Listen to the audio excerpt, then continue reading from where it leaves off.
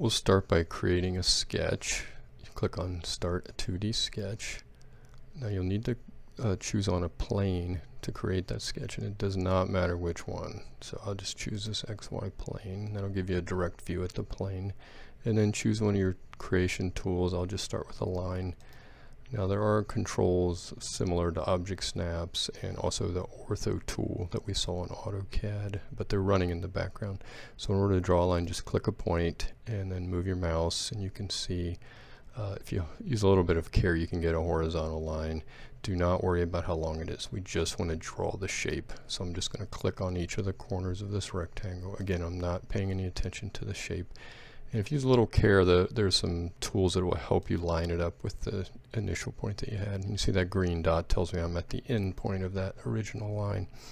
Right click and say OK. So there's my rectangular shape. Again, I'm not paying attention to size yet.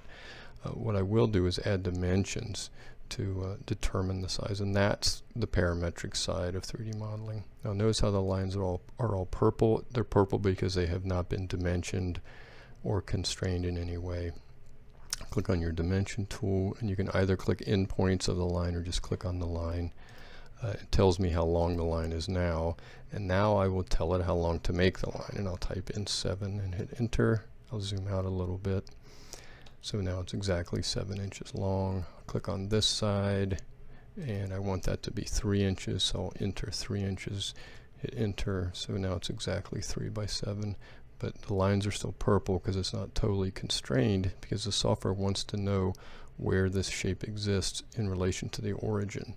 So the easiest way to do that is just dimension it back to the origin, and I'll just make it symmetrical. It doesn't have to be. Center that so those lines turn black. Now to get these black, same thing. I'll make that 3.5, and everything's black because it's fully constrained.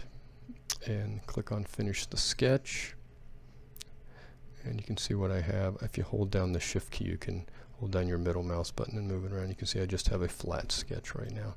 So now I'll go to my 3D model tab and click on extrude, and this tool will allow you to make it into a solid object. Because there's only one sketch so far, the software has already chosen that, and you see that arrow, it's trying to build the shape toward me, and those are the tools here. I can go toward me, away from me. I can build it symmetrical around that origin, or I can build it asymmetrically. I'll just have it go toward me, and this is the distance that it's going to extrude it. So whatever number I put in there, it's going to make that part that thick. In this case, I just want 1/2 of an inch. I'm going to put 0.5 and say OK.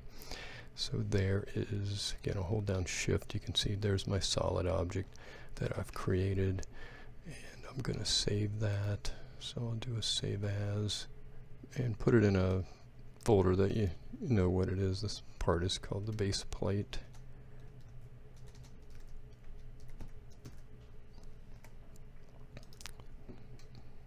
And there's my first solid object.